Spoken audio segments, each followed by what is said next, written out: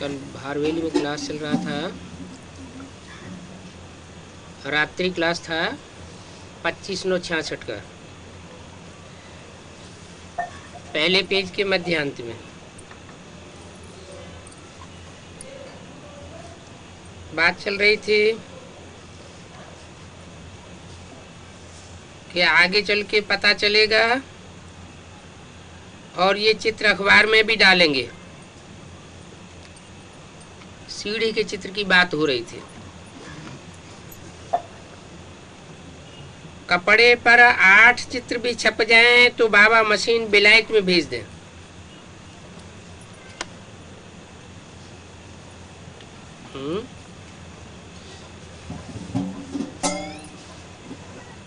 कौन से सन की बात हुई?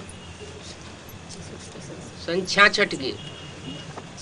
66 में जड़ चित्रों की बात थी या चैतन्य चित्रों की बात थी? उस समय तो बेसिक नॉलेज थी ना, तो जड़ चित्रों की बात थी कि वो जड़ चित्र 8 छप जावे खास खास तो इनको विदेशों में भेज देवे। अभी तो बेहद की एडवांस नॉलेज चल रही है। अभी जड़ चित्रों की बात होगी या चैतन्य चित्रों की बात होगी? चैतन्य 8 चित्र तैयार हो जाएं, कपड़ा माना शरीर रूपी कपड़े पर वो 8 चित्र छप जाएं तो उन चित्रों को बाबा विदेश में भेज देंगे, क्योंकि विदेश से प्रत्यक्षता अच्छी होती है। वहां पर प्रोजेक्टर प्रदर्शनी बहुत चलेंगे। बेहद में प्रोजेक्टर किसे कहा जाता है? प्रोजेक्टर में चित्र चलता नहीं है, चलचित्र नहीं होता है, स्थिर होता है।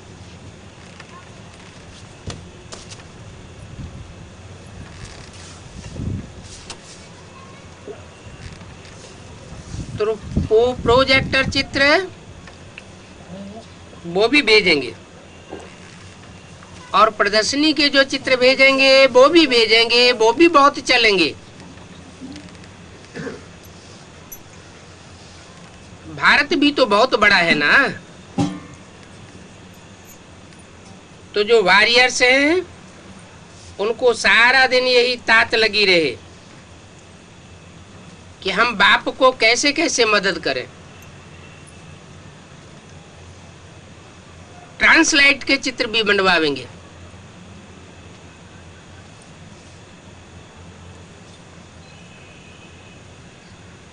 इस दुनिया में भी, रावण की दुनिया में भी, जब इब्राहिम, बुद्ध, क्राइस्ट, गुरु नानक के ट्रांसलाइट के चित्र हो सकते हैं, चैतन्य चित्र, वो तो खास खास धर्म पिताएं थे।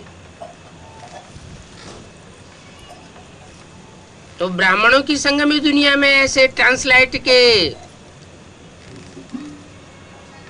पारदर्शक चित्र नहीं बन सकते क्या?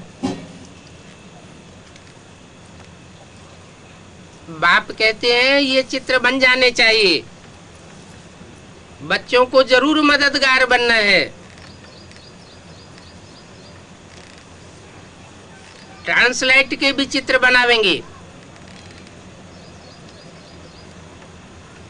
ये याद रखना है कि हम संगम युगी हैं। संगम युग में चारों युगों की शूटिंग होती है।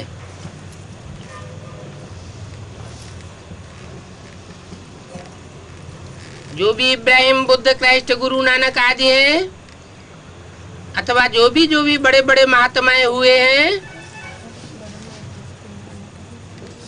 उन सबके आधार मूर्त और उद्धार मूर्त बीज रूप आत्माएं ब्राह्मणों की दुनिया में अभी मौजूद है, जिनके द्वारा शूटिंग चल रही है और चलनी है। तो याद रहना चाहिए कि हम संगम युगी हैं और वो तो कलयुगी है। हमारे चित्र बनाने वाला स्वयं परमपिता परमात्मा है। बाप कहते हैं चैरिटी बिगिंस एट होम। जो बाप का घर है, बाप का परिवार है, वहां से चित्रों की बनाने की शुरुआत करो। जो नजदीकी बनने वाले हैं उनको समझाओ। क्या? मान लो त्रिमूर्ति का चित्र है चैतन्य, तो वो किनको पहले समझ में आवेगा? 500 करोड़वीं आत्मा को पहले समझ में आवेगा, या जो त्रिमूर्ति के नजदीक आत्माएं होंगी उनको समझ में आवेगा? जो नजदीकी रहे होंगे, जन्म जन्मांतर के सहयोगी रहे होंगे, उनको पहले समझ में आवेगा। तो नजदीकी बनने वालों को समझाओ, बताओ कि पावन जरूर बनना पड़ेगा। बाप खुद कहते हैं काम महाशत्रु है। खुद कहते हैं, दूसरों से नहीं कहलवाते। ब्रह्मा के तन से भी तो कहलवाते हैं। ब्रह्मा के तन से भी कहलवाया काम महाशत्रु है, और अभी खुद कहते हैं काम महाशत्रु है। किससे कहते हैं? सन्मुख बैठने वाले बच्चों से कहते हैं। ये लक्ष्मी नारायण माया जीत जगत जीत थे। इन्होंने 5 विकारों रूपी माया को जीता था। ये बात पक्की पक्की याद कर लो। ये ऐसे ही विश्व के मालिक नहीं बन गए। जब तक काम जीते जगत जीत नहीं बने हैं, तब तक संसार में प्रत्यक्षता नहीं हो सकती। क्योंकि यहाँ अविनाशी सर्जन तो एक ही है।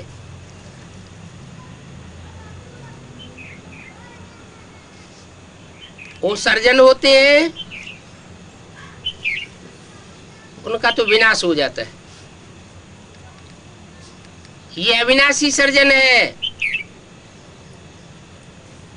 उनको संग का रंग लगता है, इसको संग का रंग नहीं लगता है। ये रूहानी सर्जन है, और बीमारी पतित पने की है।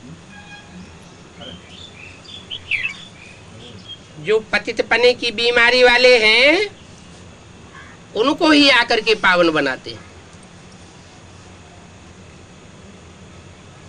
सन्यासियों को पावन नहीं बनाते हैं। उन धर्म पिताओं को पावन नहीं बनाते हैं। तुम बच्चे जो बहुत पतित बन पड़े, पूरे 84 जन्म लेने वाले हो, उनको ही आकर के पावन बनाते हैं। इस जन्म में कर्म भोग चुकतू करना है। अभी कोई अगला जन्म नहीं आने वाला है। अभी ये आखिरी चांस है। चाहे योग बल से चुकतू करो और चाहे भोग से। भोग से चुकतू करेंगे वो भी अच्छा। पाप कर्मों को भोग लें, शरीर की बीमारी के द्वारा भोग लें, वो भी अच्छा।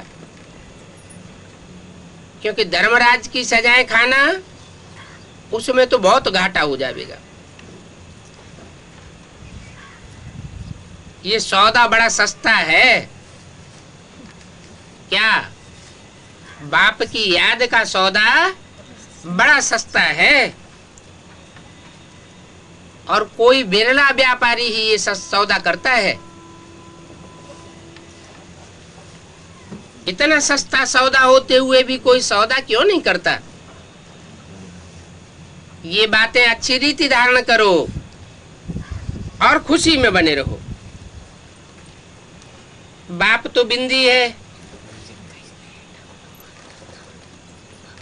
उनको भी शरीर में प्रवेश करना होता है। किसने कहा है? ये किसने कहा? बाप बिंदी है, उनको भी शरीर में प्रवेश करना होता है। ब्रह्मा की सोल ने कहा। उनको कह करके दूर क्यों कर दिया? ब्रह्मा के बाजू में नहीं बैठा हुआ था है? ब्रह्मा के बाजू में ही तो सुप्रीम सोल बैठता है। लेकिन उस समय बोलते समय ब्रह्मा बाबा ये बात भूल गए कि मेरे बाजू में ही बैठा है। तो बोला उनको भी शरीर में प्रवेश करना होता है। छोटी सी बिंदी में कितना पार्ट भरा हुआ है। एक शिव सुप्रीम सोल की छोटी बिंदी थोड़ी ही होती है। हर मनुष्य आत्मा की छोटी बिंदी है। कीट पशु पक्षी पतंगे सबकी बिंदी तो छोटी है। तो उनके लिए क्यों कहा कि छोटी सी बिंदी में कितना पार्ट भरा हुआ है?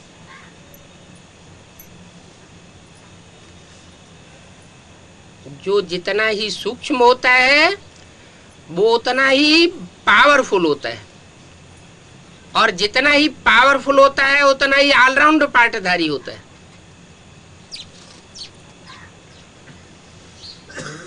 ये बड़ी वंडरफुल बातें हैं।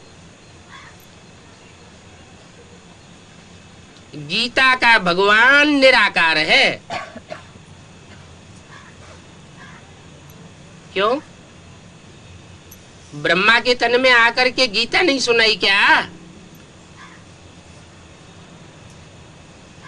ब्रह्मा के तन में भी तो गीता ज्ञान सुनाया ना। तो वो निराकार नहीं हुआ क्या?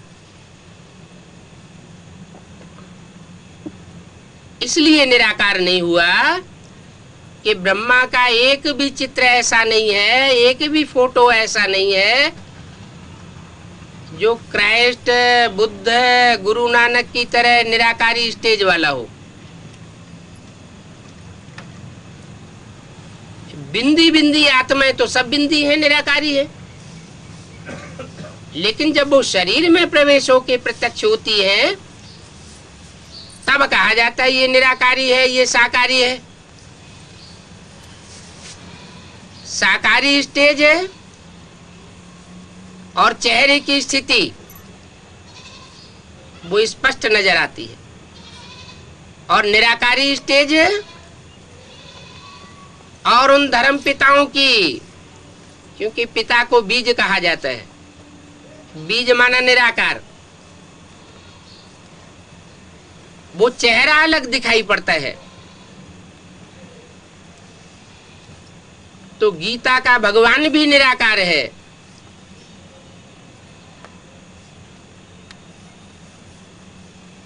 ये मोटी मोटी बातें हैं, ये कोई नहीं जानते हैं और समझते भी नहीं है कि आत्मा बिंदी है। बाप ही आकर के बताते हैं कि तुम्हारी आत्मा ज्योति बिंदु है। भले तुम जन्म जन्मांतर से टीका लगाते चले आए, बिंदी लगाते चले आए, लेकिन तुमको ये पता नहीं था कि आत्मा ज्योति बिंदु है। और उस ज्योति बिंदु आत्मा में रिकॉर्ड के मुआफिक इतना भारी पार्ट भरा हुआ है। ये गुह्य पॉइंट्स फट से नहीं समझाई जाती है। क्या पहले बेसिक नॉलेज में इतना ही बताया जाता है तुम आत्मा ज्योति बिंदु हो। इस ज्योति बिंदु आत्मा में 84 जन्मों का कैसे कैसे पार्ट भरा हुआ है, ये तुरंत बताने की चीज नहीं है। प्रैक्टिस करते करते अंत में ये पता चलता है कि मेरी आत्मा में कौन कौन जन्मों में किस किस तरह का पार्ट भरा हुआ है। किस देश विशेष में मैंने आत्मा ने पार्ट बजाया है, किन व्यक्ति विशेषियों विशेष के साथ ये पार्ट बजाया गया है, ये बाद में बातें समझाई जाती हैं। अच्छा बच्चों को गुड नाइट। ये है प्रातः क्लास 9 अक्टूबर 1966 का। रिकॉर्ड चला है, बदल जाए दुनिया न बदलेंगे हम। क्या क्या कहा? नहीं बदलेंगे माने कामी क्रोधी लोभी मोही अहंकारी बने रहेंगे? हैं? ऐसे ही बने रहेंगे? सारी दुनिया बदल जाए हैं? जो आत्मिक स्थिति क्या है उससे नहीं बदलेंगे। आत्मिक स्थिति से बदलेंगे नहीं माना बाप से जो अंजाम किया है कि बाबा जब आप आवेंगे तो हम आपके ही बन करके रहेंगे। इस बात में चाहे दुनिया भले बदल जाए लेकिन हम नहीं बदलेंगे। बच्चों ने गीत की 2 लाइन सुनी।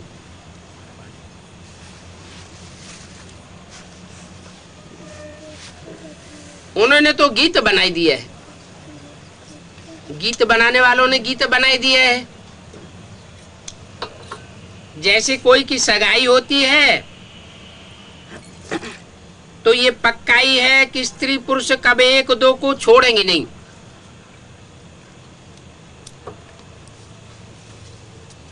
अग्नि को साक्षी मान करके ये प्रतिज्ञा कराते हैं कि हम एक दूसरे के साथ जीवन भर निभावेंगे। कोई विरला ऐसा होता है जिनकी आपस में नहीं बनती है तो छोड़ भी देते हैं, लेकिन भारतवर्ष में तो मोस्टली निभाते हैं। यहाँ तुम बच्चे किसके साथ प्रतिज्ञा करते हो? वो तो 63 जन्म मनुष्यों ने मनुष्यों के साथ प्रतिज्ञा की, और यहाँ किसके साथ प्रतिज्ञा करते हो? एक ईश्वर के साथ, जिसके साथ तुम बच्चों की व सजनियों की सगाई हुई है। परंतु ऐसा जो विश्व का मालिक बनाते हैं, विश्व का मालिक बनाने वाले को भी यहाँ छोड़ देते हैं। यहाँ तुम बच्चे बैठे हो, जानते हो अभी तो बेहद का बाप आया हुआ है। वो तो जन्म जन्मांतर हद के बाप मिले थे, उनसे हद का 1 जन्म का वर्षा मिलता था।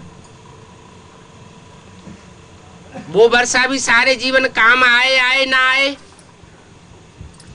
कोई दूसरा छीन ले जाए। यहाँ तो ये बाप ऐसा बेहद का बाप आया हुआ है जो 21 जन्म के लिए पूरा वर्षा देता है। तो ये अवस्था जो तुम्हारी यहाँ रहती है वो वहां सेंटर्स पर जाकर के नहीं रहती है। क्यों? यहाँ माना कहाँ है? बाप के घर में, मधुबन में जो अवस्था रहती है बच्चों की, बाप के सामने जो बच्चों की अवस्था रहती है, वो बाहर की दुनिया में जाकर के वो अवस्था पलट क्यों जाती है? बाहर की दुनिया में बाहर वालों का संग का रंग लगता है, और यहाँ बाप के घर में बाप का संग का रंग लगता है। सेंटर पर समझेंगे बाबा की बजाई हुई मुरली आई है, और यहाँ क्या समझेंगे? हैं? बाबा डायरेक्ट हमारे सामने मुरली चला रहे हैं। तो यहाँ और वहां में बहुत फर्क हो जाता है। क्या? सन्मुख मुरली सुनने में और बाहर बैठ करके मुरली पढ़ने में अथवा सुनने में बहुत फर्क हो जाता है। इसलिए बोला अव्वल नंबर है डायरेक्ट मुरली सुनना, सन्मुख सुनना, और द्वितीय नंबर है टैप रिकॉर्डर से सुनना,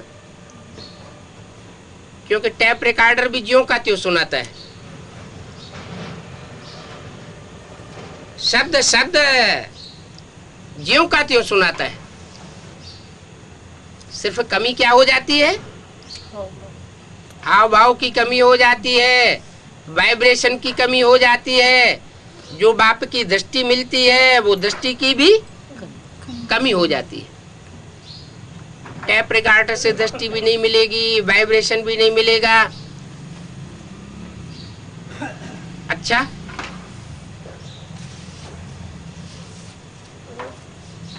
टीवी में तो दृष्टि भी मिलती है,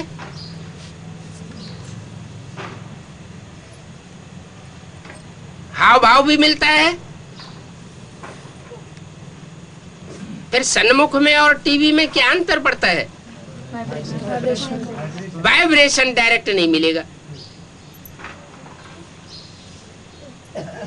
तो टीवी को गुड सेकंड क्लास कह दो, टैप रिकॉर्डर को सेकंड क्लास कह दो, और सन्मुख को फर्स्ट क्लास मुरली कहेंगे। फिर भी फर्क बहुत हो जाता है, क्योंकि यहाँ बेहद के बाप दादा के तुम सन्मुख बैठे हो।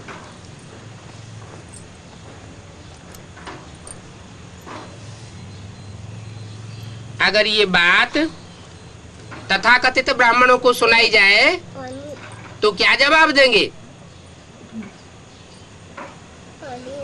हैं? उन बेसिक नॉलेज लेने वाले ब्राह्मणों को अगर ये बात सुनाई जाए तो क्या जवाब देंगे? हैं? हैं? नहीं, वो कहेंगे हम तो पहले ही डायरेक्ट मुख से सुन चुके। हमने डायरेक्ट मुख से सन्मुख बैठ करके मुरली सुनी है।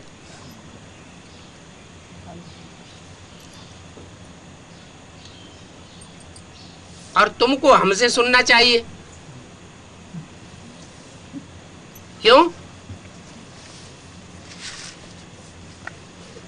तो हम बच्चे क्या जवाब देंगे? हैं? उन्होंने तो अपना झंडा ऊंचा कर दिया, हम पहले ही सुन चुके हैं डायरेक्ट मुरली। हैं? हम अभी सन्मुख सुन रहे हैं। नहीं, फिर तुम तो बाद में सुन रहे हो ना। उन्हें तो ओल्ड इज गोल्ड मान लिया है।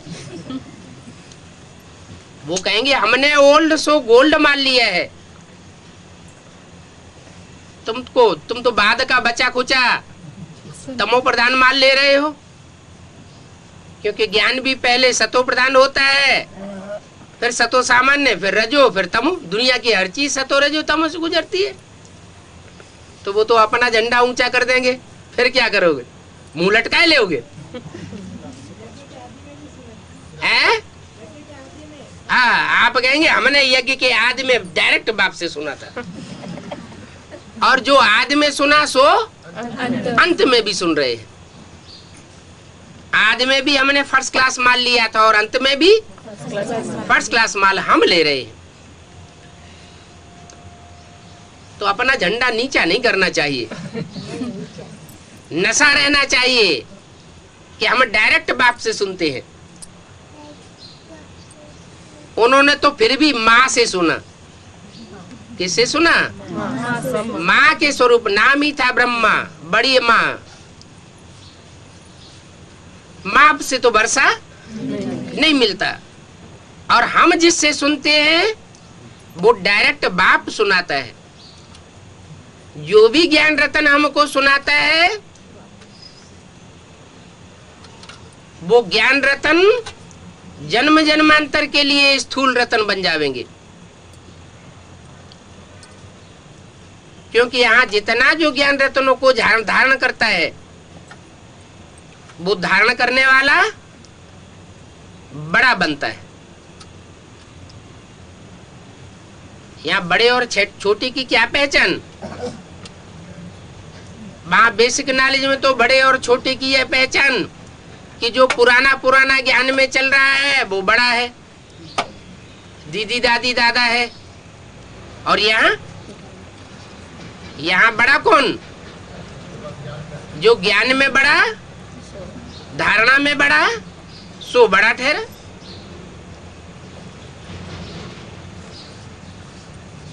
तो बच्चे चाहते हैं कि सन्मुख जाए मुरली सुने।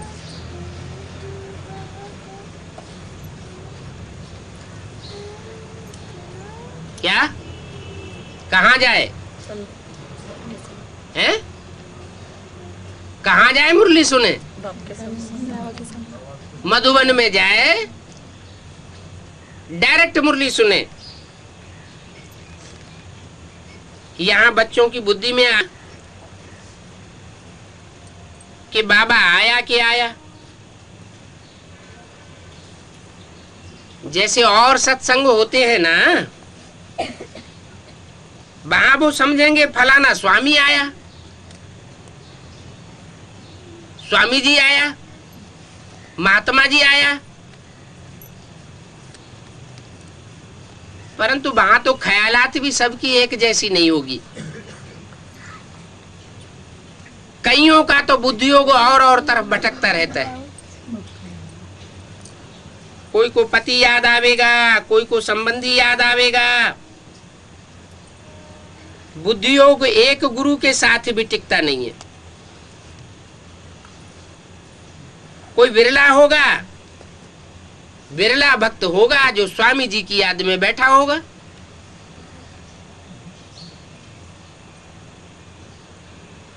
वहां तो ऐसे होता है स्वामी जी के सत्संग में। और यहाँ ऐसा होता है या नहीं होता है? हैं? होता है कि नहीं होता? यहाँ भी ऐसे होता है। क्या कोई बिरला होगा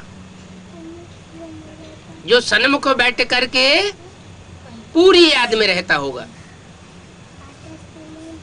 ऐसे नहीं कि यहाँ सब बैठे बैठे शिव बाबा की याद में रहते हैं। बुद्धि योग इधर उधर नहीं भटकता है, दृष्टि इधर उधर चंचल नहीं होती है। उन सत्संगों में भी ऐसे होता है, यहाँ भी ऐसे होता है। बुद्धि कहाँ की कहाँ दौड़ जाती है। वहां भी बुद्धि भटकती है, यहाँ भी बुद्धि भटकती है। मित्र संबंधी याद आते रहेंगे। सारा समय एक ही शिव बाबा की याद रहे, फिर तो अहो सौभाग्य। स्थायी याद में कोई विरला होगा जो रहता होगा।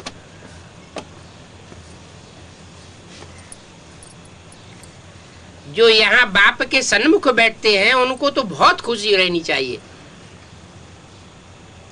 चेहरा ही खुशनुमा हो जावे। कहते हैं ना, अतीन्द्रिय सुख देखना हो तो गोपी वल्लभ की गोप गोपियों से पूछो। यह भी यहाँ का गायन है। यहाँ तुम बाप की याद में बैठे हो, जानते हो अब हम ईश्वर की गोद में आए हैं। अभी हम ईश्वर जो ऊंचे ऊंचे है उसकी गोद में आए हैं। फिर भविष्य में किसकी गोद में जावेंगे? देवताओं की गोद में जावेंगे। तो अभी ऊंची स्टेज होनी चाहिए कि सतयुग में होनी चाहिए? अभी फिर अभी चेहरा बीच बीच में लटकता क्यों है? बल कोई कोई के सर्विस के भी ख्यालात चलते हैं कि इन चित्रों में ये करेक्शन करें, ऐसे ऐसे लिखें। परंतु अच्छे बच्चे जो होंगे वो इन बातों को समझेंगे, उनका बुद्धि योग चलेगा। अभी तो बाप से सुनना है। क्या कहा है? अभी बाप से क्यों सुनना है? अभी माना कभी, अभी संगम युग में बाप से सुनना है। क्यों? बाप से क्यों सुनना? दूसरों से क्यों नहीं सुनना? क्योंकि इंद्रियों का ये नियम है, जिसको देखेंगे वो याद आवेगा, जिससे बातें करेंगे वो याद आवेगा, जिसकी बातें सुनेंगे वो याद आवेगा। तो क्या करना है? एक बाप से सुनेंगे तो एक बाप ही याद आवेगा। औरों से अगर ज्ञान सुना तो विविचारी ज्ञान हो जाएगा। विविचारी ज्ञान होगा तो याद भी विविचारी हो जाएगी। तो एक बाप से सुनना है और कोई संकल्प नहीं आने देंगे।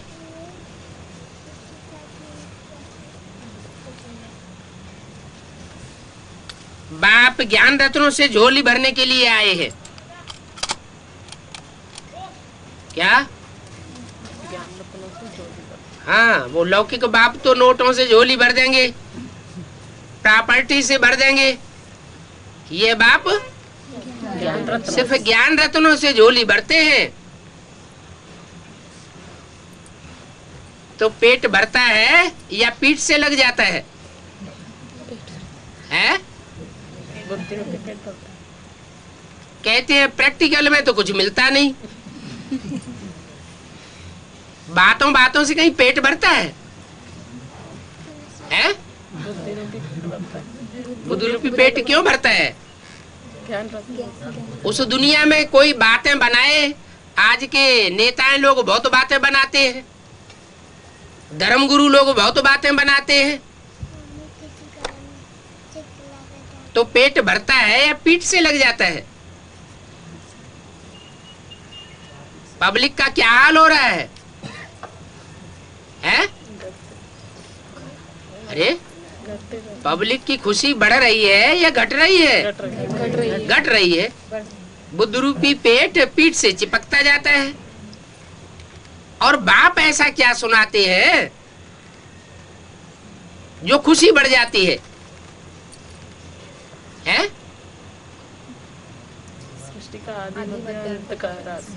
वो झूठ सुनाते हैं और सत्य बाप आकर के सच्ची बातें बताते हैं। ये अंतर है।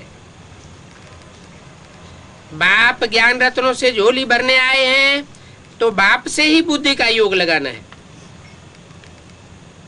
नंबरवार धारणा करने वाले तो होते ही है। कोई अच्छी रीति सुन करके अच्छी धारणा करते हैं, कोई कम धारणा करते हैं। अगर सुनते समय बुद्धि योग, दृष्टि योग और तरफ भागता रहा, बाप साहब सुना रहे हैं और कोई आपस में कानाफूसी करना शुरू कर देते तो उनका क्या हाल होगा? है? अगर बुद्धि योग और तरफ दौड़ता रहेगा तो जो बाप ज्ञान रतन देते हैं उन रत्नों की धारणा ही नहीं होगी। रत्नों की धारणा नहीं होगी। जैसे विष्णु है, कितने ज्ञान और गुण रत्नों की धारणा दिखाई गई है। भक्ति मार्ग में समझते हैं इनको ऐसे वस्त्र दिखाए गए हैं, इनको इतने जेवर दिखाए गए हैं। हम समझते हैं ये इनके गुण रत्नों और ज्ञान रत्नों की धारणा है। तो ये ज्ञान रतन गुण रतन तब ही धारण किए जा सकते हैं जब बाप सुनाते हैं तो बड़े प्यार से सुने, एकाग्रता से सुने। सुनते समय और तरफ बुद्धि का योग बिल्कुल नहीं जाना चाहिए। परंतु कोई कम धारण करते हैं, कोई ज्यादा धारण करते हैं। एक दो बार मुरली सुनी, धारणा न हुई, तो फिर वो आदत पक्की हो जाती है। क्या? जैसे कोई पहली बार चोरी करता है तो उसके दिल के अंदर बहुत खाता है। दूसरी बार चोरी करेगा, तीसरी बार करेगा तो उतना दिल के अंदर पश्चाताप नहीं होगा। फिर कई बार चोरी करेगा तो पश्चाताप बिल्कुल बंद हो जाएगा। तो आदत पक्की हो गई ना। ऐसे यहां भी बाप जब सुनाते हैं तो ध्यान नहीं देते हैं। एक बार ध्यान नहीं दिया, दूसरी बार ध्यान नहीं दिया, दो चार बार ध्यान नहीं दिया, तो आदत पक्की होती जाती है। फिर कितना भी सुनता रहेगा, उनको धारणा हो नहीं सकती और फिर दूसरों को भी सुनाई नहीं सकेंगे। जिसको धारणा होगी उनको फिर सर्विस का शौक होगा, उछलता रहेगा, जाए करके दान करूं, क्योंकि ये दान जो बाप देते हैं वो और किसी के पास दुनिया में नहीं है। बाप ये भी जानते हैं सबको धारणा नहीं हो सकती, सब एक रस ऊंच पद पाए नहीं सकते, इसलिए बुद्धि भटकती रहती है। ये भी ड्रामा में नूद है। भविष्य तकदीर इतनी ऊंच नहीं बननी होगी तो बुद्धि योग और दृष्टि योग इधर उधर भटकता जरूर रहेगा। कोई फिर ऐसे होते हैं जो स्थूल सर्विस में हड्डी हड्डी दे देते हैं, सबको राजी करते हैं। जैसे भोजन पकाते हैं, खिलाते हैं, तो ये भी तो कर्मणा की सब्जेक्ट हुई ना। सर्विस का जिनको शौक होगा वो मुख से कहने बिगर रहेगा नहीं, कुछ न कुछ बोलेगा जरूर। फिर बाबा देखते हैं कहां दे अभिमान, बीच बीच में आता तो नहीं है। ज्ञान तो सुनाते हैं, लेकिन ज्ञान सुनाते सुनाते दूसरों का रिगार्ड भी रखते हैं ना। मान लो कोई को एडवांस ज्ञान मिला और बहुत फोर्स में आ गया, बहुतों को ज्ञान सुनाए रहा है। बाई चांस बेसिक नॉलेज की दीदी या दादी सामने आ गई, उनको भी बड़े फोर्स से ज्ञान सुनाना शुरू कर दिया। सुनाते समय ये ध्यान ही नहीं रहा कि जो हम सुनाए रहे हैं इससे उनका अपमान तो नहीं हो रहा है। तो सर्विस होगी या डिसर्विस होगी? डिसर्विस हो जाएगी। जो देने वाला है या जो सेवाधारी है उसको झुक करके सेवा करनी चाहिए।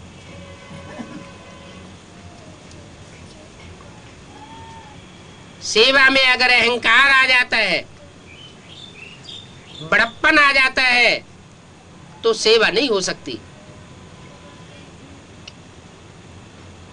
सेवा का मेवा खुशी नहीं मिलेगी, क्योंकि दूसरी आत्मा का दिल दुखाई दिया। बाबा देखते भी हैं कि कहां कहां बहुत देह अभिमान आ जाता है। जो बड़े बड़े महारथी होते हैं उनका रिगार्ड तो रखना चाहिए ना। ऐसे नहीं हम तो बाबा के बच्चे हैं, फिर भी नंबरवार 1-2 को रिकॉर्ड रखना होता है। हाँ, कोई छोटा भी होशियार हो जाए तो हो सकता है आगे चल करके जो बड़े बड़े हैं उनको उसका रिकॉर्ड रखना पड़े। क्या कोई छोटा नया नया ज्ञान में आया और ज्ञान में अगर तीखा हो जाता है और धारणा भी अच्छी करता है, देहंकार भी नहीं आता है, निरहंकारी बन करके रहता है, तो हो सकता है जो आज के दीदी दादी दादाएं हैं उनको भी आगे चल करके उसका रिगार्ड रखना पड़े, क्योंकि उनकी बुद्धि गैलप कर रही है। सर्विस का शौक देख करके बाप तो खुश होंगे ना। बाप तो उन बच्चों को याद करते हैं जो सर्विसेबल होते हैं। ये तो बड़ी अच्छी सर्विस करेंगे।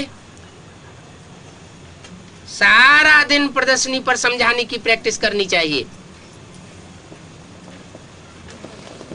और ये भी बुद्धि में चलना चाहिए कि इन चित्रों में क्या क्या करेक्शन होनी चाहिए। जैसे बाबा ने कहा ये चित्र बनाओ, तो उन चित्रों के आधार पर तुम अमृत पिलाते रहेंगे।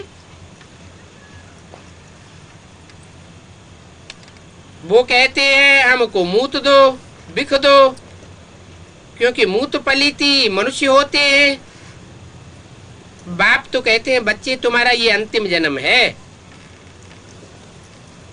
अभी तुम ये ज्ञान अमृत पीवेंगे तो अमरपुरी का मालिक बनेंगे। क्या कहा? कब की बात है?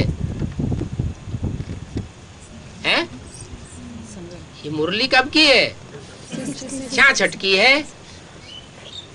और 66 की मुरली के समय तो ये भी बोला था कि अभी ज्ञान अमृत नहीं कहेंगे, अमृत तो मंथन से निकाला जाता है। ब्रह्मा के मुख से जो वाणी चली उस वाणी का मनन चिंतन मंथन भी हुआ था? नहीं हुआ था। जैसे छोटे छोटे बच्चे बेसिक नॉलेज में होते हैं, दोहे कवित रट लेते हैं, उन पर मनन चिंतन मंथन नहीं कर पाते। तो बताया कि उस समय ज्ञान अमृत नहीं कहेंगे। अमृत तब बनता है जब मंथन किया जाता है। जैसे दूध को बिलोया जाता है, मथा जाता है, मंथन किया जाता है तो मक्खन निकलता है। शास्त्रों में भी कथा आई हुई है, सागर मंथन हुआ,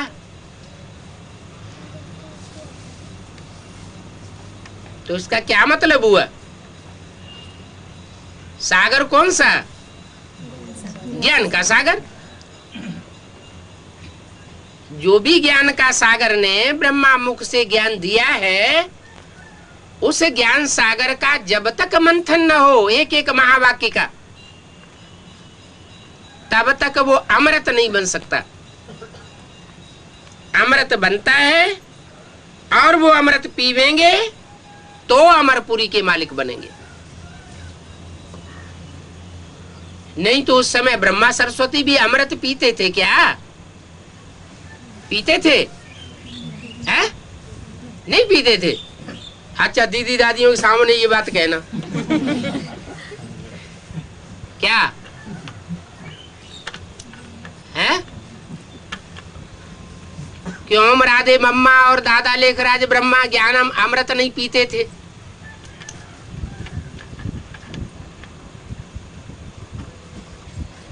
कहेंगे? नहीं कहेंगे?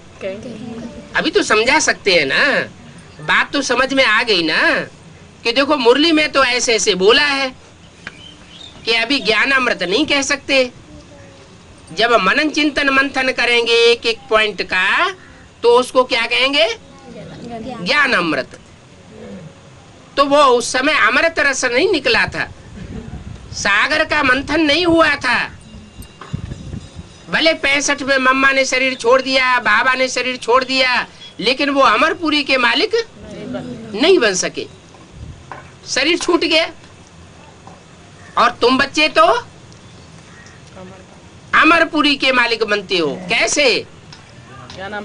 तुम ज्ञान अमृत पीते हो, जो मंथन करके निकाला गया है। वो अमृत रस पीने से तुम अमर बन जावेंगे।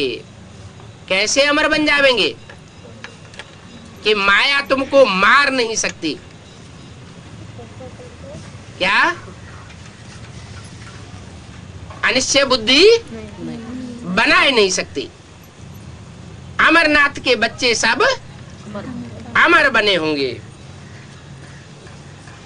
अगर पवित्र नहीं बनेंगे, ये भी शर्त है। क्या? अमरनाथ के बच्चे अमर तो बनते हैं, क्योंकि अमृत रस पीते हैं, लेकिन शर्त है, अगर पवित्र न बने तो क्या होगा? हैं? अमर नहीं बनेंगे। नहीं, अमृत रस तो पी लिया राहु ने, केतु ने। क्या? अमृत पी लिया ना राहु ने, तो अमर तो हो गया। हुआ कि नहीं? शास्त्रों में कथा आई है ना कि छुप करके अमृत पी लिया, तो अमर तो बन गया, लेकिन पवित्र नहीं रहा, बुद्धि पवित्र नहीं रही, इसलिए राक्षस बन गया, नीच पद पाया। तो यहां भी अमृत रस तो पी लिया, लेकिन अगर पवित्र न बने तो चेहरा राक्षस राक्षसी का बन जाएगा। देवताएं जो 84 जन्म लेने वाले होते हैं, वो 84 जन्म लेने वाला ऊंच पद नहीं प्राप्त कर सकेंगे जो डायरेक्ट बाप से मिलता है। 83 जन्म लेने वाले, 82 जन्म लेने वाले, या और कम जन्म लेने वाले, वो पक्के देवता नहीं बनते हैं, क्योंकि यहाँ संगम युग में पक्के ब्राह्मण नहीं बने, बीच बीच में अपवित्र बनते रहे, अपवित्र भी बनते रहे, और फिर पूरा पोता मेल भी बाप को नहीं दिया।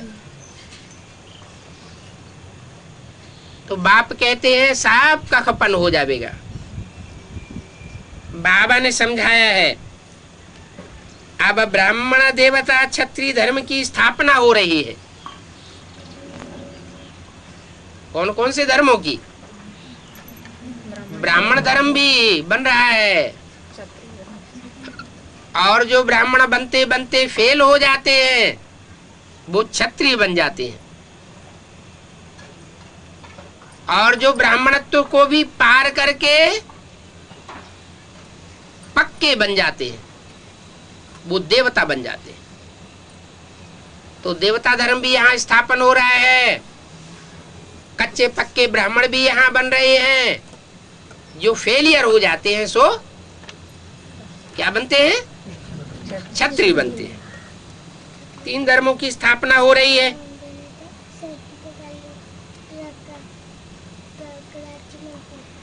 ब्राह्मण सो देवता बनेंगे,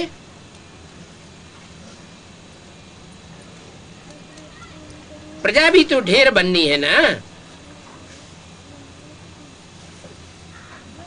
देवताएं तो बनेंगे, लेकिन उनमें भी कैटेगरीज है।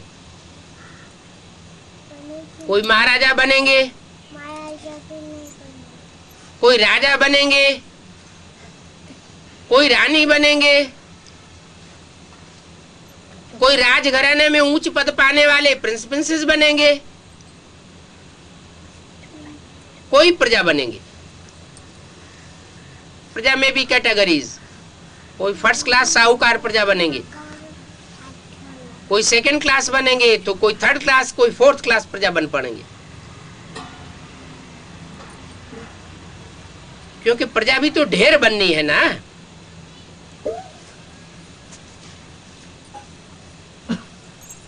करोड़ों चाहिए। सतयुग में कितने करोड़ चाहिए? सतयुग अंत में आबादी कितनी होगी? 2 करोड़। और कोई उपाय नहीं है। सूर्यवंशी, चंद्रवंशी, राजा रानी, प्रजा सभी यहां बनते हैं। तो बच्चों को कितनी सर्विस करनी चाहिए?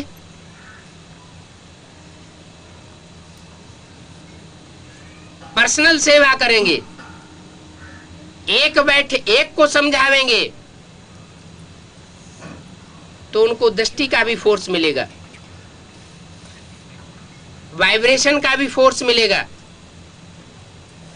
वाचा का भी फोर्स मिलेगा और आप भी विचारी फोर्स मिलेगा। तो प्रजा बनेगी या वारसदार बनेगा? वारसदार क्वालिटी निकलेगी। और एक बैठ अनेकों को समझावेगा तो क्या होगा? दृष्टि का फोर्स भी बढ़ जाएगा, वाइब्रेशन का फोर्स भी बढ़ जाएगा, वाचा का फोर्स भी बढ़ जाएगा। एक प्रश्न करेगा, दूसरा प्रश्न करेगा। एक के प्रश्न के जवाब में दूसरे को इंटरेस्ट नहीं आवेगा। एक सोता रहेगा, दूसरा सुनता रहेगा।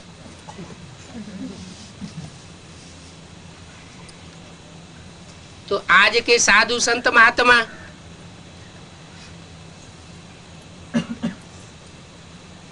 या बड़े बड़े नेताएं या ब्राह्मणों की दुनिया के बड़े बड़े मठाधीश, पीठाधीश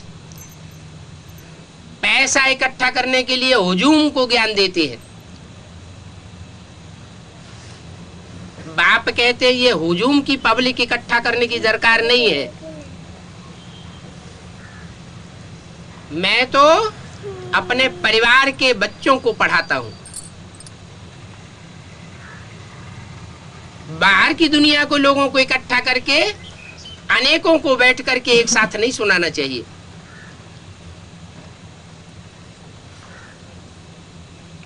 तो बच्चों को बहुत सर्विस करनी चाहिए।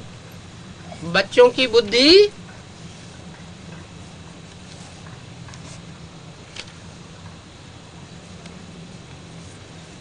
बहुत सालिम होनी चाहिए। अभी हम ब्राह्मण हैं, घर गृहस्थ में रहने से हर एक की अवस्था तो अपनी अपनी रहती है। क्यों?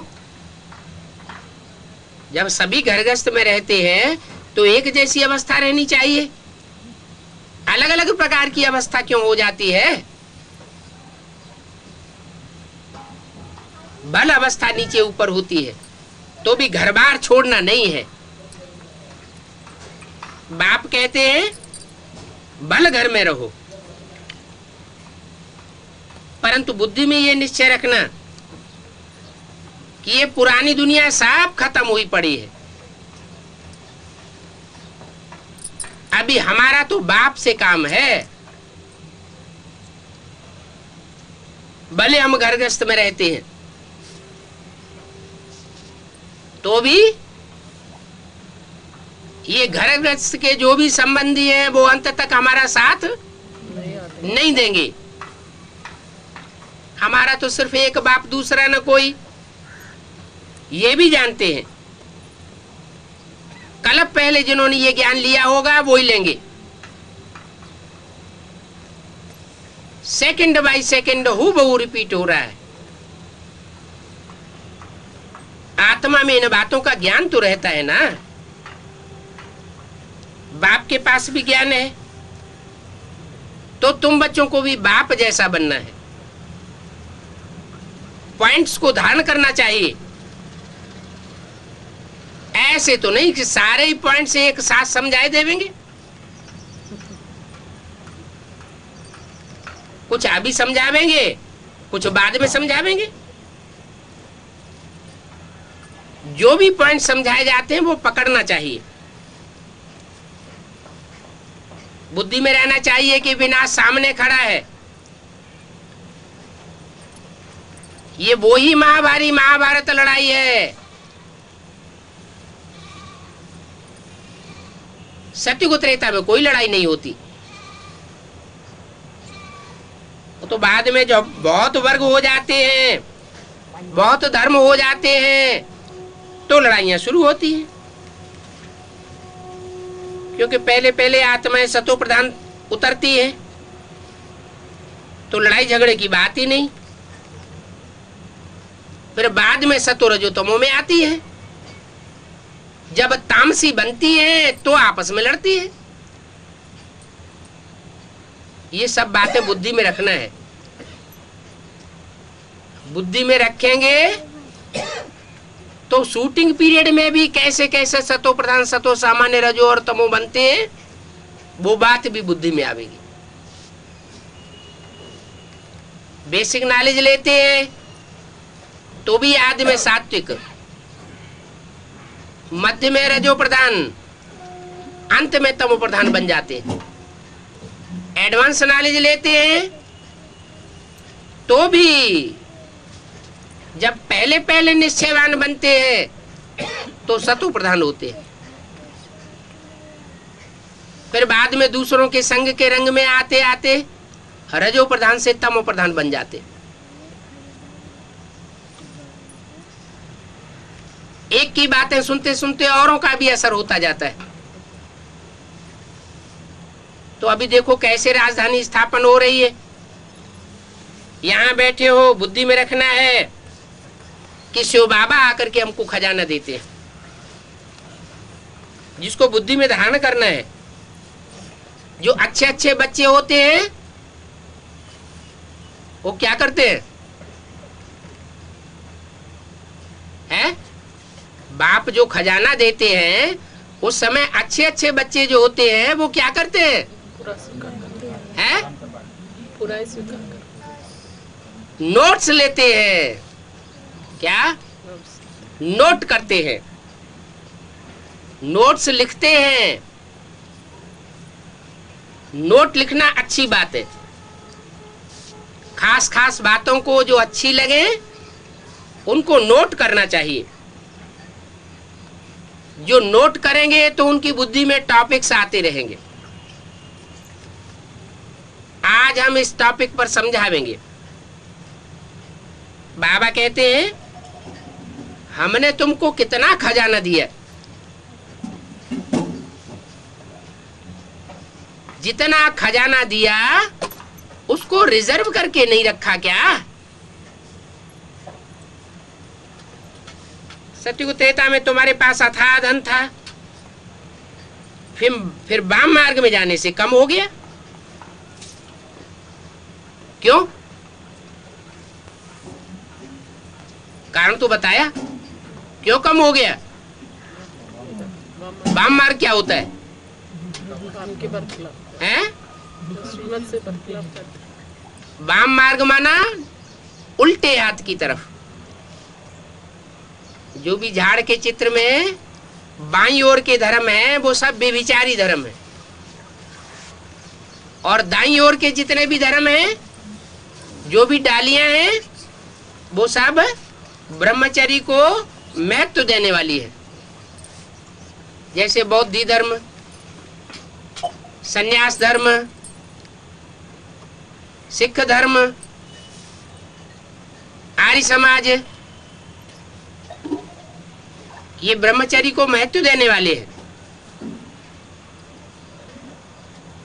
और बाईं ओर के जो धर्म हैं वो व्यभिचार को बढ़ाने वाले हैं। उनमें डाइवोर्स की प्रथा को बहुत अच्छा मानते हैं।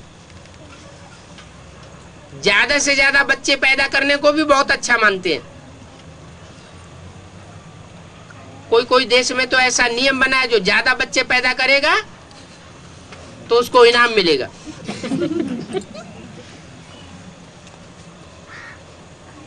फिर तो जानवरों को भी इनाम मिलना चाहिए। कुत्ते कुतिए तो जीत जाएंगे।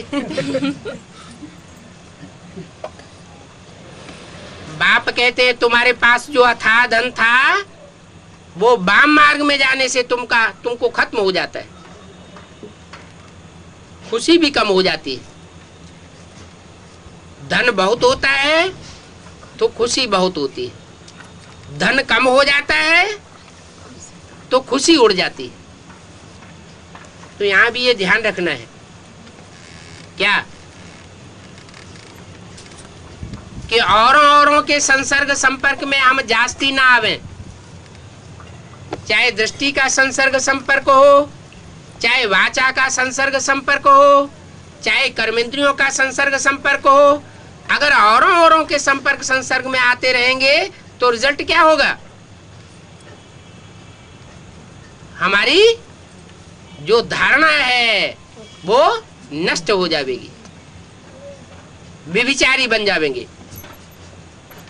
जैसे बैटरी डिस्चार्ज होती है, कोई भरी हुई बैटरी रखी हो और छोटी छोटी बैटरियां उसके साथ कनेक्शन कर दो वायरिंग से, तो क्या होगा? बड़ी बैटरी का क्या हाल होगा? बड़ी बैटरी भी डिस्चार्ज हो जाएगी। तो यही हाल है आत्मा का। आत्मा रूपी बैटरी अभी बाप चार्ज कर रहा है, तो जो चार्जिंग हो रही है उसको सिक्योर करके रखना है। अगर अनेकों के संपर्क संसर्ग में आते रहे तो बैटरी डिस्चार्ज हो जाएगी, फिर दोबारा चार्ज करने के लिए मेहनत करनी पड़े। तो बहुत ध्यान रखना है। अच्छा, ओम शांति।